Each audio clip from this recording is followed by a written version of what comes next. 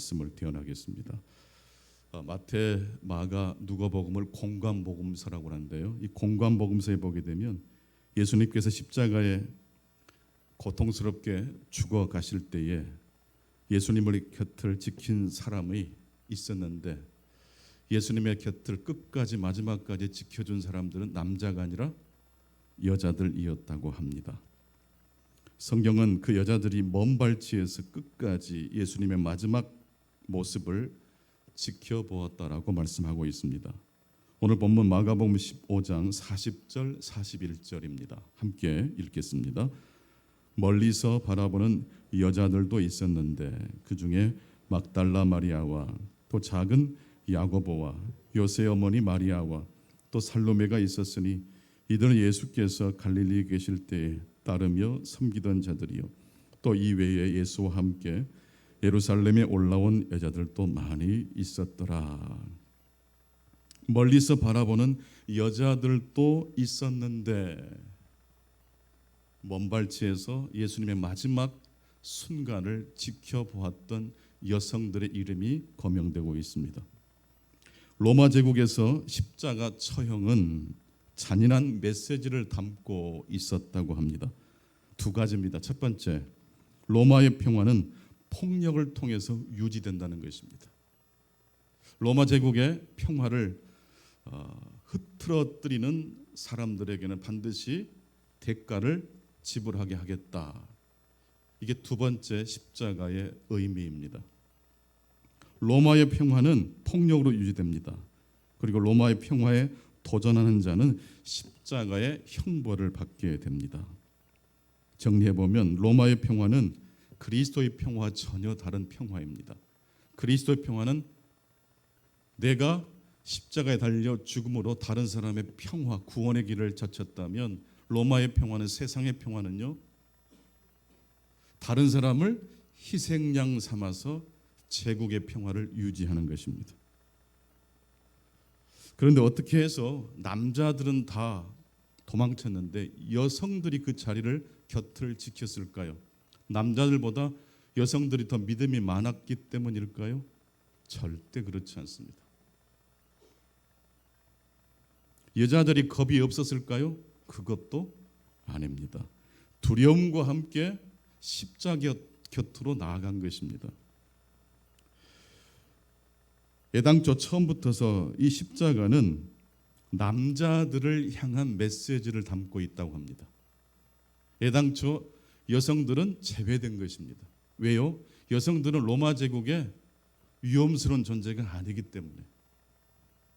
남자들이 힘을 결집해서 로마 제국의 반기를 들 수 있잖아요. 여성들은요, 통계 숫자에도 못 들어갔어요. 애초에 십자가의 메시지에 여성들은 제외되었던 것입니다. 그래서 바로 그 이유 때문에 여성들이 예수님 십자가 곁으로 가까이 나갈 수 있었던 것입니다. 로마 군대가 여성들이 다가오는 것은 그렇게 긴장하지 않았어요.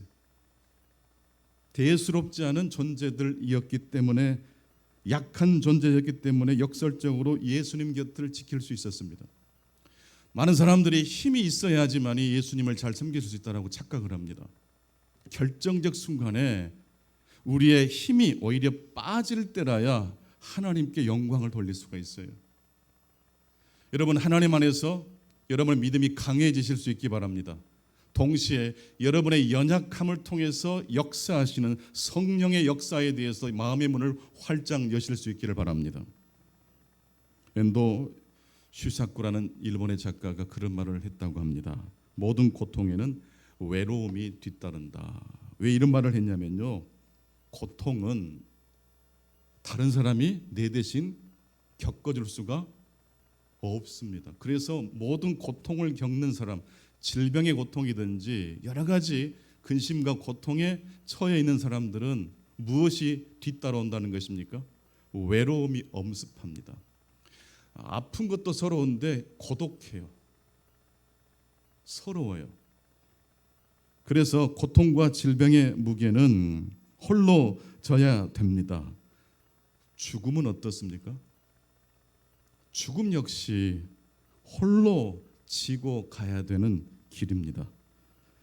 때문에 인간은 근원적으로 외로운 존재입니다. 모든 고통에는 외로움이 따릅니다.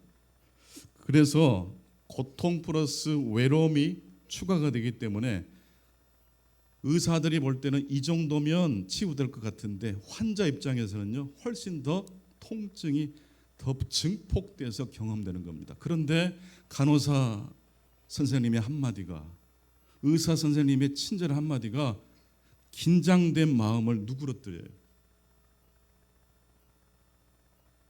별것 아닌 말인데도 그 한마디 말 때문에 환자들은 죽을 수도 있고 살 수도 있어요.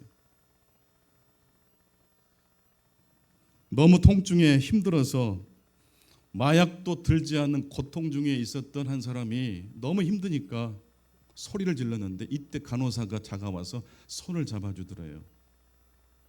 여러분, 손을 잡아준다고 고통이 사라집니까? 사라지지 않습니다. 그런데 여러분, 손을 잡아주면 무슨 일이 일어나죠?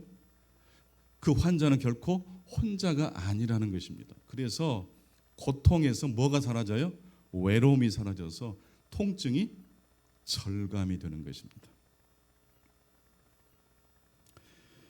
신자의 여정은 한마디로 말씀드리자면 두려움과 함께 더욱더 깊은 신비의 세계로 나아가는 여정입니다. 두려움, 부정적인 의미인 것 같지만 이 두려움을 통해서 누구를 만날 수 있어요? 하나님을 만날 수 있어요. 어떻게 하면 두려움과 함께 더 깊은 신비의 세계로 나아갈 수 있을까요? 첫 번째, 두렵지만 십자가 곁으로 나아가는 여정이 되어야 합니다. 같이 한번 해보실래요? 두렵지만 십자가 곁으로 나아가는 여정. 막달라 마리아, 야고보와 요새의 어머니 마리아, 살로메를 비롯한 많은 여성들이 십자가에 달린 예수님 곁으로 갈 수 있었던 이유는 무엇입니까? 그들이 남들보다 믿음이 강했기 때문에, 용기가 많았기 때문에? 그렇지 않습니다. 오히려 너무너무 약한 존재였기 때문에 로마 군대에서 거들떠 보지 않았습니다. 우리 예수님은 지금 가장 고통스럽고 또 가장 외로움의 극한 상황에 처해 있을 때 누가 곁에 있었어요? 여성들이, 가장 약한 존재들이 곁을 지켜 주었습니다. 담대한 믿음만큼 소중한 것이 두려움입니다. 연약함 가운데 우리는 더 깊은 신비의 세계로 나아갈 수 있어야 합니다. 디트리트 보네포 목사님께서 옥중에서 쓴 편지글을 모아놓은 책이 있습니다. 그 책 내용 중에 이 보네포 목사님이 성경을 아무리 읽어도 옛날처럼 감동이 오지 않는다라는 고백을 하는 대목이 있습니다. 이분은 성령의 사람이거든요. 순교했던 사람이거든요. 정말로 위대한 신학자고 성자 중에 성자라는 그런 칭송을 받았던 분이지만 어저께까지 성경을 읽으면서 감동받던 감동이 오늘 아침에는 갑자기 그 감동이 이어져 오지 않고 툭 끊어져 버렸어요. 성경을 읽어도 그냥 밋밋해요. 찬송을 불러도 감동이 오지 않아요. 이때 보네포 목사님이 제자에게 이렇게 편지를 썼습니다. 다시금 성서를 읽는 게 어려운 상태가 되었다네. 하지만 이 사실에 죄책감을 느끼지는 않아. 그리고 이 상태가 계속되지는 않으리라는 것, 다시 새로운 열정으로 성서로 돌아가게 되리라는 것도 알고 있다네. 그래, 언제나 나태해질 위험이 도사리고 있다는 게 사실이네. 하지만 이런 상태에 법석을 떠는 것은 옳지 않아. 나침반은 잠깐 바늘이 흔들린 뒤 올바른 방향을 가리키게 된다는 사실을 신뢰하는 편이 훨씬 낫지. 위대한 신학자, 위대한 그리스도인 중에 그리스도인이라고 칭송받았던 보네포 목사님이 365일 매 순간 성령 충만하지는 않았습니다. 오히려 성경이 읽기가 싫어지는 권태가 찾아온 때도 있었습니다. 근데 이 보네포 목사님의 특별한 점은 자신의 연약함을 죄책감 없이 받아들였다는 점입니다. 바로 이 대목을 토마스 머튼이라는 신부님이 읽고서 이렇게 표현했어요. 버네포 목사님이 자신의 연약함을 이렇게 가감없이 드러낼 수 있었다는 것, 바로 그 대목에서 나는 그의 믿음의 실력을 보았다. 연약함을 어떤 사람이 다른 사람 앞에 고백할 수 있어요? 아무나 못해요. 믿음의 실력이 있는 사람이 가능합니다.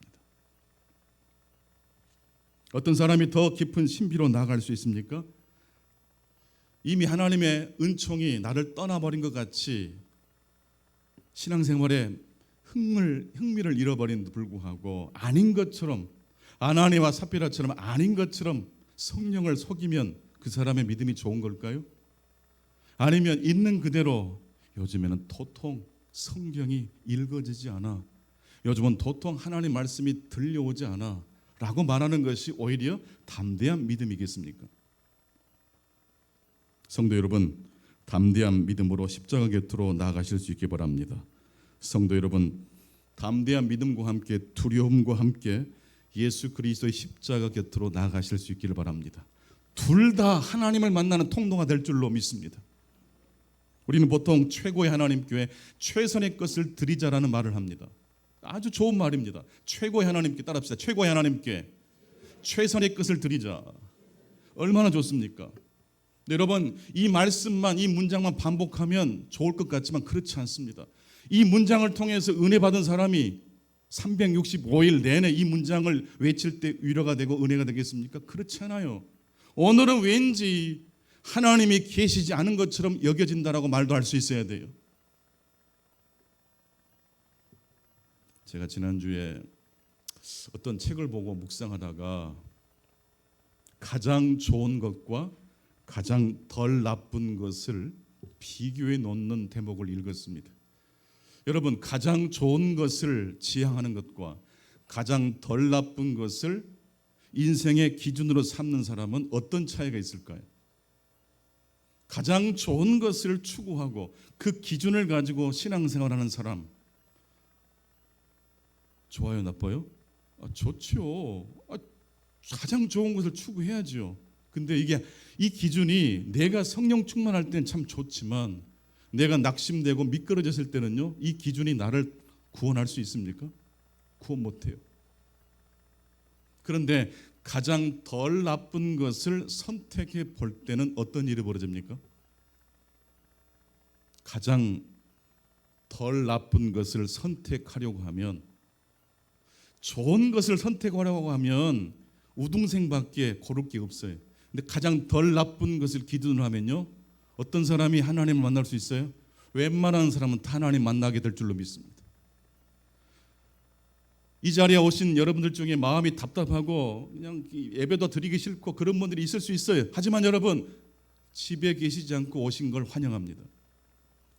웃고 하나님을 찬양하는 그런 감격스러운 마음에 예배를 드리는 것도 좋지만 마지못해 내 몸을 이끌고 나오는 그 사람의 삶에도 뭐가 있어요? 하나님의 빛이 있어요. 가장 좋은 것을 기준으로 삼으면요, 부부싸움하기 딱 좋습니다. 가장 좋은 기준을 남편에게, 아내에게 대입해 보세요. 자녀들에게 대입해 보세요. 80점 하면 점수도 아니잖아요. 100점 맞아야 되잖아요. 근데 가장 덜 나쁜 기준으로 채점해 보세요. 웬만하면 통과예요. 앞꼭지도 이쁘고 뒷꼭지도 예뻐요. 가장 덜 나쁜 기준이 우리가 볼 때는 별것 아닌 것처럼 보이지만 그 기준을 가지고 여자들이 예수 그리스도 십자가 곁으로 나아간 줄로 믿습니다. 여성들은 십자가를 정면으로 똑바로 보지 않았고 멀 발치에서 바라봤다고 말하고 있어요. 그래도 안 가는 것보다 나은 거잖아요. 두렵지만 십자가 곁으로 나아가는 여정이 되시기를 바랍니다. 그리고 두 번째, 신자는 그때와 지금 이곳을 이어주는 십자가의 신비에 응답하는 삶을 살아야 합니다. 여러분, 그때와 지금을 이어주는 십자가의 신비에 응답한다는 말은 대관절 어떤 의미일까요? 먼저 하나님의 신비, 하나님의 임재가 언제 도래하는지부터 생각해 봅시다.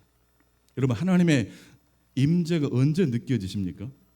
언제 하나님을 감격스럽게 여러분들은 경험하셨습니까? 너무 오래전 일이라 기억이 너무너무 안 나시죠? 여러분, 성령 충만한 순간 하나님이 예고하고 오시던가요? 느닷없이 오십니까? 느닷없이 오세요. 우발적으로 도래하세요. 몇 월 며칠 몇 시에 내가 너 찾아갈 테니까 기다리고 있어. 그렇게 오시는 분이 아니에요. 여러분, 예배를 꾸준히 열심히 드려야 될 이유가 뭔지 아세요? 언제 성령이 역사할지 모르기 때문이에요. 설교가 들릴 때도 감사하시고 설교가 안 들릴 때도 기어이 예배하는 자리에 나오실 수 있기 바랍니다. 느닷없이 우발적으로 도래합니다. 그래서 언제나 우리는 하나님의 신비한 사건에 마음을 열고 있어야 합니다. 오늘 본문에 보니까 로마의 백부장이 예수님의 십자가 처형을 처음부터 마지막까지 지휘했던, 주관했던 로마의 엘리트 장교가 예수님께서 운명하자 뭐라고 자기도 모르게 고백하고 있습니까? 이 사람은 진실로 하나님의 아들이었도다. 생뚱맞게 갑자기 튀어나온 이 사람은 누굽니까? 왜 이 사람이 갑자기 로마의 평화가 아닌 그리스도의 평화 앞에 무릎을 꿇고 있습니까? 여러분, 신기하지 않습니까? 인과관계가 설명이 됩니까? 그래서 이랬다라는 인과적 설명이 있습니까? 느닷없이 예고 없이 이 로마의 장교가 하나님을 고백하고 있어요. 하지만 오늘 본문에 보면 로마의 백부장이 왜 그런 고백을 했는지 힌트가 있습니다. 마가복음 15장 39절을 보시겠습니다. 39절 시작. 예수를 향하여 섰던 백부장이 그렇게 숨지심을 보고 이르되 이 사람은 진실로 하나님의 아들이었도다 하더라.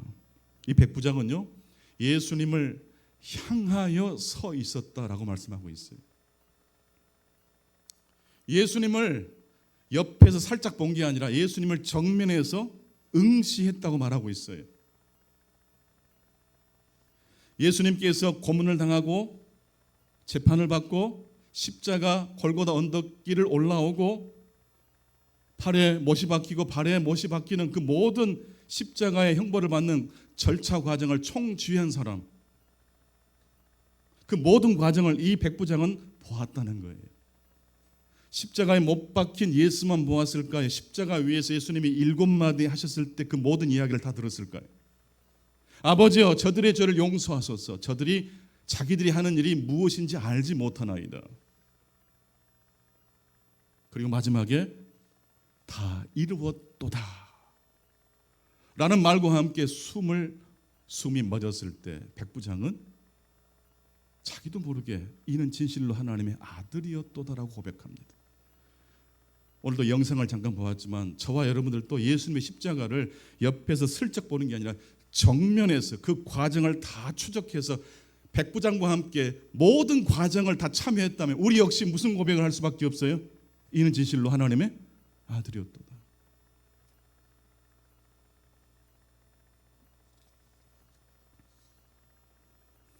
우리가 살다 보면 나도 모르게 어떤 지점에서 판단이 중지될 때가 있어요. 언제 우리의 판단이 중지됩니까? 놀라운 자연의 광경을 목격했을 때, 그냥 지금까지 있었던 모든 평상시 생각했던 생각이 스톱되죠.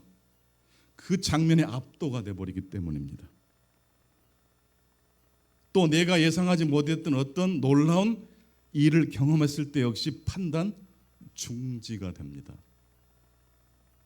이럴 때 우리의 마음이 예수 그리스도를 영접할 수 있는 말랑말랑한 상태가 되는 것입니다. 백부장은 예수님의 십자가를 정면으로 그 모든 과정을 지켜보았습니다. 그러면서 그 모든 과정들이 하나하나 차곡차곡 그의 마음과 생각 속에 쌓였다가 마지막 예수님께서 운명하시자 이는 진실로 하나님의 아들이었도다라고 고백하고 있습니다. 하나님의 신비는 느닷없이 임합니다. 동시에 하나님의 신비는 느닷없이 임재하기 때문에 우리들이 아무런 준비 없이 그저 수동적으로 기다려야 된다는 뜻이 아닙니다. 여러분, 은혜 받게 되기를 축원합니다.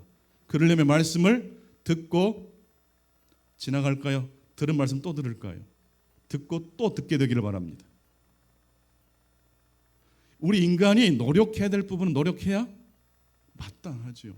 그러나 그 우리의 노력만으로 하나님의 성령이 임하는 건 아니에요. 하지만 느닷없이 임하는 성령의 역사를 우리 역시 수동적으로 기다리지 않고 어떻게 하면 하나님을 내 마음과 삶 가운데 영접할 수 있는지 노력하고 궁리하는 자들에게 하나님의 역사가 충만하게 역사할 줄로 믿습니다. 물극필반이라고 했어요. 가득 차면 변화가 시작이 됩니다. 밤이 깊으면 아침이 오는 것처럼 말입니다. 그런데 여러분, 물극필반이라는 이 말을 그냥 조금 있으면 시간 지나면 아침에서 저녁이 되고 저녁에서 아침이 된다고 해석하면 안 돼요. 어떤 바보가 배가 고파서 가래떡을 7개나 허겁지겁 먹었대요. 7개를 다 먹었어도 배가 부르지 않아서 투덜대면서 8개째 떡을 집어들고 한 입을 베어 먹고 아그작아그작 씹는데 비로소 배가 불러오더래요. 이때 바보가 화를 내면서 이것만 먹으면 됐었을 텐데 괜히 7개 가래떡을 먹었다고 막 화를 내더래요. 8번째 떡을 먹어서 배가 부른 거예요? 아니면 지금까지 먹은 떡이 쌓인 거예요? 바보는요, 8번째 떡을 먹었기 때문에 그 떡만 먹으면 되는 줄 알아요. 진짜 바보죠. 근데 그 바보가 우리 주변에는 없습니까? 우리는 그냥 막연히 하나님이 나를 터치해 주시고 인도해 주실 것을 참 좋은 믿음을 가지고 그렇게 기다리는 경우가 많습니다. 여러분, 하나님의 역사가 여러분의 가정에 충만하게 운행하시기를 축원합니다. 그러려면 수고하고 무거운 짐자들 초대하신 주님께 나아가십시오. 구하고 찾고 두드리실 수 있기를 축원합니다. 가만히 있으면 안 돼요. 도, 미, 솔, 도, 미, 솔. 이게 솔이라는 이 지점에서 화음이 일어나죠. 왜 솔이라는 지점에서 화음이 일어나죠? 앞부분 도, 미를 기억하기 때문이에요. 다 같이 해보실까요? 도, 미, 솔, 도, 미, 솔. 솔이 좀 화음이 되잖아요. 이 앞부분의 음이 계속 따라와서 찬양으로 서로 섞여졌기 때문이에요. 여러분, 언제 우리의 인생에 하나님의 빛이 임합니까? 평상시 기도도 하지 않은데 하나님의 성령이 덜컥 임할 수도 있겠지만 좀 그렇게 하지 말자는 거죠. 쌓이고 쌓여 있는 것이 하나님의 축복의 통로가 될 줄로 믿습니다. 뿐만 아니라 이 도, 미, 솔, 이 솔은요, 솔로 끝나잖아요. 그 다음에 뭐가 오죠? 도, 미, 솔, 도. 이 솔은요, 미래에 도래할 도를 예비하는 솔이에요. 여러분, 예수님의 십자가는요, 과거에서부터 쌓여서 골고다 언덕에서 사망하셨죠. 근데 십자가는 십자가로 끝나지 않고 십자가에 홈이 파져 있어요. 그 홈은요, 부활의 은총의 역사가 들어올 수 있는 홈이 될 줄로 믿습니다. 여러분, 그리스도 안에서 겪는 환난은요, 그리스도 없이 겪는 환난과 같아야 달라요? 달라요. 예수님을 부르면서 내 상처를 성찰하는 사람은요, 그 상처가 치유될 뿐만 아니라 더 나아가서는 미래의 하나님의 축복이 임할 수 있는 뭐가 돼요? 흔적이 돼요. 스티그마타가 돼요. 그런 점에서 볼 때 예수님의 십자가는 신비입니다. 두렵지만 오히려 두려움과 함께 십자가 곁으로 나아가실 수 있기 바랍니다. 그리고 예수 그리스도의 십자가를 통해서 그때와 지금 우리의 삶을 이어주는 하나님의 신비에 응답하실 수 있기를 바랍니다. 마지막 세 번째입니다. 어떻게 하는 것이 두려움과 함께 더 깊은 신비의 세계로 나아갈 수 있는 것입니까? 세 번째, 예수님은 더 깊은 신비로 가는 첫 번째이자 유일한 길이었다는 것입니다. 첫 번째이자 유일한 길이다. 여러분, 예수 외에 다른 구원자가 있습니까? 없죠. 천하 인간에게 구원을 얻을 만한 다른 이름을 주신 적이 없어요. 예수 그리스도의 이름을 부르실 수 있기를 바랍니다.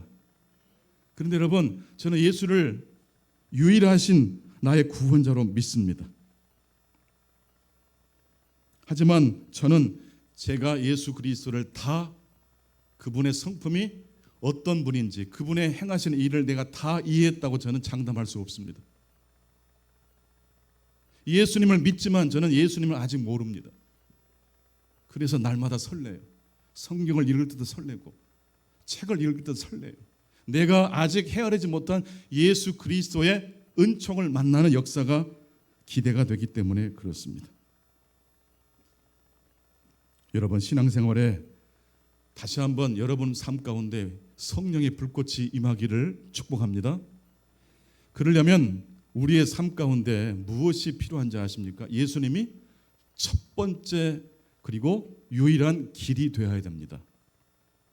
여기서 첫 번째란 말은 유일하신 예수 그리스도라는 뜻만 있는 게 아니라 언제나 예수님은 첫 번째 나에게 찾아오신 예수 그리스도로 설레임을 우리에게 촉발시키신다는 뜻이에요. 많은 사람들은 그 사람을 다 이해하고 그 사람을 다 내가 알아야지만이 사랑할 수 있다고 생각합니다.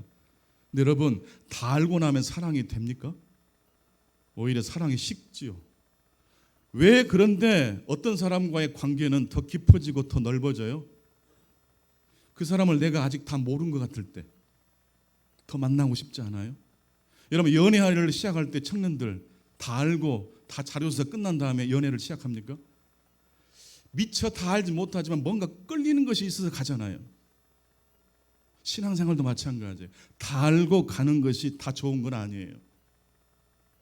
예수 그리스도가 우리 삶에 더 깊은 신비로 인도하시는 첫 번째이자 유일한 길이 되실 수 있기를 바랍니다. 그 예수님이 날마다 새롭게 경험되어 주실 수 있기를 바란다는 뜻입니다.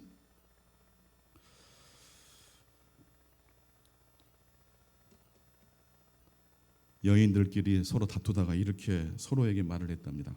내가 당신이 이래서 싫어. 내가 당신이 이래서 싫어.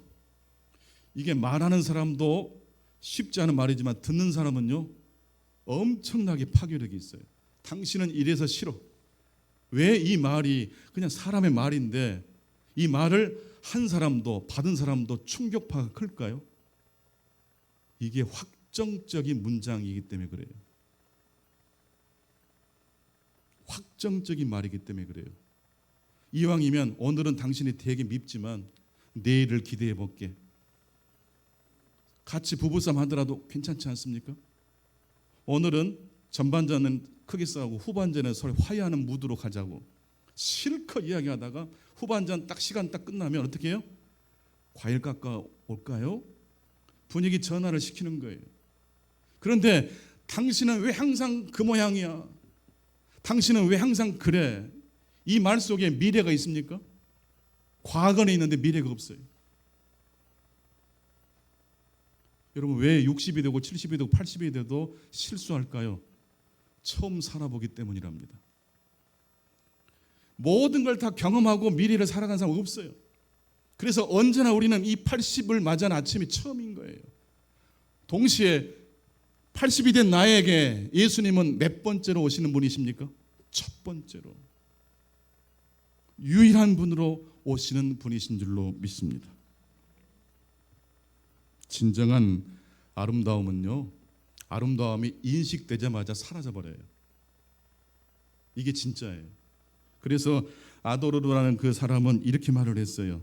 불꽃놀이는 예술의 완전한 형태다. 완성의 순간 사라져가기 때문이다. 여러분, 이게 진짜 예술이 무엇인지를 보여주는 표현이에요. 여러분, 진짜 성령 충만한 사람은요 10년 전, 5년 전, 작년에 경험했던 성령을 이야기할까요? 오늘 내가 경험한 이야기를 할까요? 여러분, 지금 성령의 충만한 불꽃이 여러분의 심령 가운데 역사하십니까? 그때가 좋았는데 옛날 내가 그렇게 뜨겁게 기도했던 때만 회상하시겠습니까? 그때 역사하신 하나님도 하나님이시지만 오늘 내 삶 가운데 함께 하실 하나님을 앙망하실 수 있기를 축원합니다.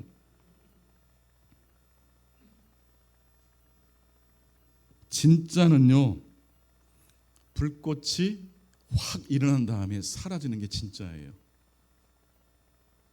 근데 만약에 다 타버린 장작을 계속 뒤지면서 열심히 불꽃을 찾는 사람이 있다고 생각해 보세요. 이 사람이 뭘 실수한 겁니까? 이미 장작은 타서 수치됐어요. 여기에서 불꽃을 찾을 수가 없어요. 여러분, 다른 데서 하나님 불꽃이 역사하기를 기도하시기 바랍니다. 그때 경험했던 하나님에만 안주하지 마시고 새롭게 날마다 역사하신 하나님 앞에 여러분의 마음을 열어놓으실 수 있기를 바란다는 말씀입니다. 예수가 그리스도라는 것, 예수가 우리 인생의 왕이라는 사실은 변함이 없지만 그 예수님은 우리 인생을 방문하실 때에 언제나 똑같은 방식이 아니라 내가 예상하지 못했던 방식을 가지고 찾아오십니다. 느닷없이, 예고 없이. 같이 합시다. 느닷없이, 예고 없이. 느닷없이, 예고 없이. 그러나 그래서 우리가 수동적으로 기다리는 게 아니라 어떻게 해야 된다고요? 구하고 찾고 두드리실 수 있기를 축원합니다. 박찬욱 감독이 연출하신 헤어질 결심이라는 영화 혹시 보신 분 계시겠는지 모르겠는데요. 거기에서 여자 주인공 설애가 남자 주인공 혜준에게 했던 말이 있어요. 난 당신의 미결 사건이 되고 싶어요. 난 당신의 무슨 사건이요? 미결 사건이 되고 싶어요. 형사에게 피의자 신분인 여자 주인공이 이렇게 말을 한 이유가 뭘까요? 불확정으로 그냥 부정적 세계로 끝내겠다는 뜻입니까? 그렇지 않아요. 여러분, 사랑이 언제 식는다고요? 내가 그 사람을 다 알아라고 생각할 때 사랑이 식는 거예요. 언제 사랑의 불꽃이 다시 튀어요? 양파 껍질을 벗기듯이 벗겨내도 뭔가 내가 이해하지 못한 지점이 있어요. 내가 다 통제가 불가능한 영역이 있어요. 이걸 긍정적으로 해석하면요, 그게 그 사람의 불꽃이에요. 난 당신의 미결 사건이 되고 싶어요. 완성되지 않을 사랑을 하고 싶다는 거예요. 영원토록 사랑하고 싶다는 이야기를 해버린 겁니다.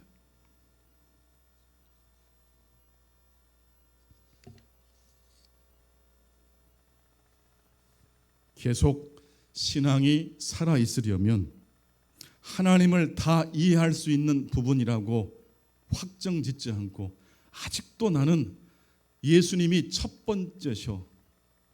아직도 나는 예수님 이야기를 들으면 설레. 난 아직도 말씀을 들을 때마다 깨닫게 돼. 여러분, 이런 사람이 신앙이 성장해요. 이런 패턴을 가지고 사회생활하는 사람 역시 사람들로부터 매력 있는 사람이라고 칭찬과 조명을 받게 될 것입니다. 하지만 여러분, 아무리 불꽃이 소중하고 하나님의 놀라운 경험이 좋다 할지라도 서두르지 마십시오. 기다릴 줄 아셔야 됩니다. 기다림이 없이 신속하게 뭔가를 정리하려고 할 때 문제가 더 발생해요. 여러분, 사랑하는 애인에게 선물을 할 때는 예상 가능한 걸 합니까? 예상 가능하지 않는 걸 선물로 주려고 합니까? 그렇죠. 진짜 사랑하는 사람에게는 놀래키고 싶잖아요. 그래서 그도 모르는 몫을 주고 싶어 합니다. 놀래게 해주고 싶어요. 기대를 넘어서는 선물. 이게 바로 연인들끼리 주고받는 선물이에요. 각자 자신도 모르는 선물. 하나님 앞에 혼날 것 같았는데 하나님의 은혜를 부어주실 때가 있어요, 없어요? 이게 나도 모르게 하나님의 은혜가 부어지는 때가 있어요. 제발 주일날만큼은 얘들을 때리지 마시고 잔소리하지 마시고 오히려 용돈 주는 데이가 되실 수 있기 바랍니다. 주일날 오면 어른들이 나를 격려해주고 칭찬해주니까 주일날 왠지 가고 싶어, 교회 가고 싶어. 이게 의도하지 않았던, 기대하지 않았던 그런 선물을 받게 됐다는 뜻이에요. 이제 말씀을 맺겠습니다. 오늘 말씀의 제목은 두려움과 함께 더 깊은 신비로라는 말씀으로 말씀을 드렸습니다. 여자들은 두려움과 함께 예수님께서 십자가에 못 박혀 돌아가신 그 곁으로 다가갔습니다. 완전히 두려움을 제압한 다음에 예수님 곁으로 간 게 아니었어요. 두려워요. 너무 두려웠어요. 그래도 가는 거예요.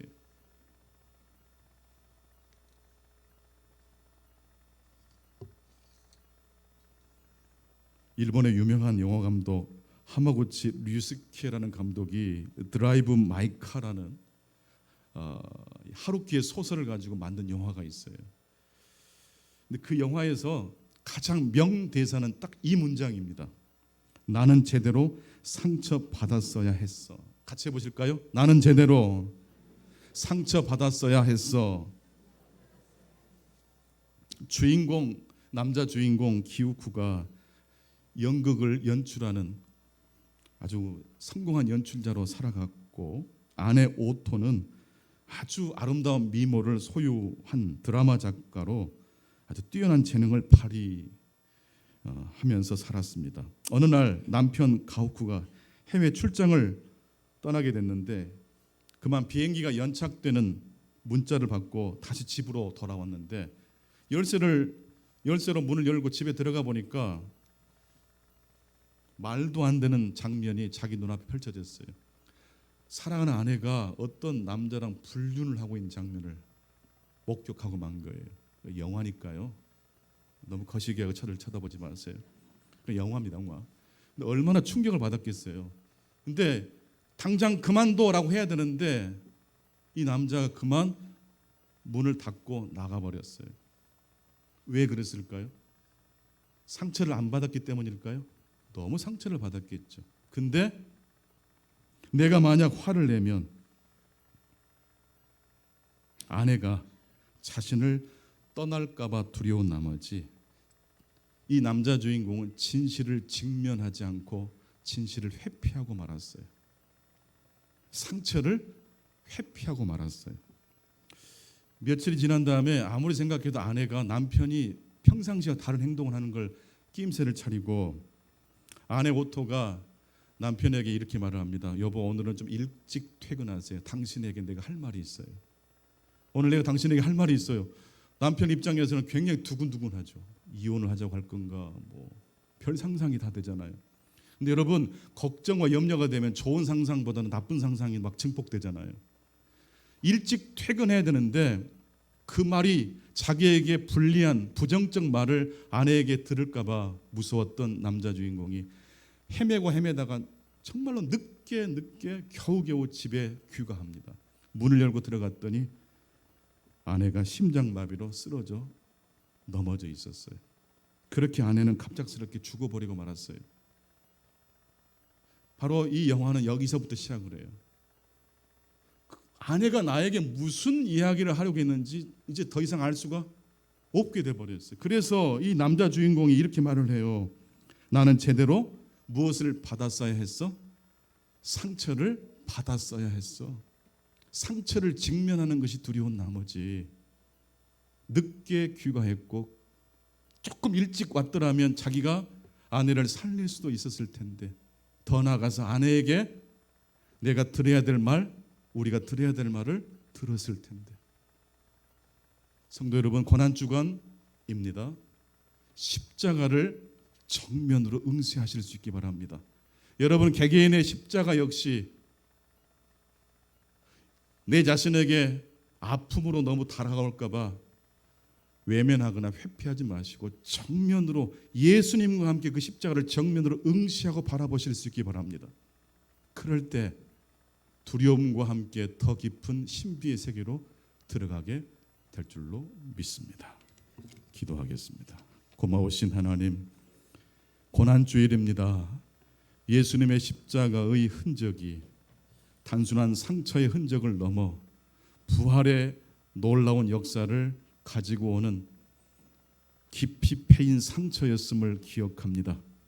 우리 개개인의 상처와 아픔 역시 예수 그리스도의 십자가를 바라보는 것처럼, 예수님이 십자가를 두려워하지 않았던 것처럼, 여인들이 십자가를 두려웠지만 가까이 곁으로 나아갔던 것처럼 우리 역시 우리의 상처와 아픔을 직면하되 예수 그리스도의 복음으로 그 상처를 바라보게 하시고 그 상처를 뛰어넘고 부활의 소망으로 나아갈 수 있도록 도와주옵소서. 예수님의 이름으로 기도하옵나이다. 아멘. 광고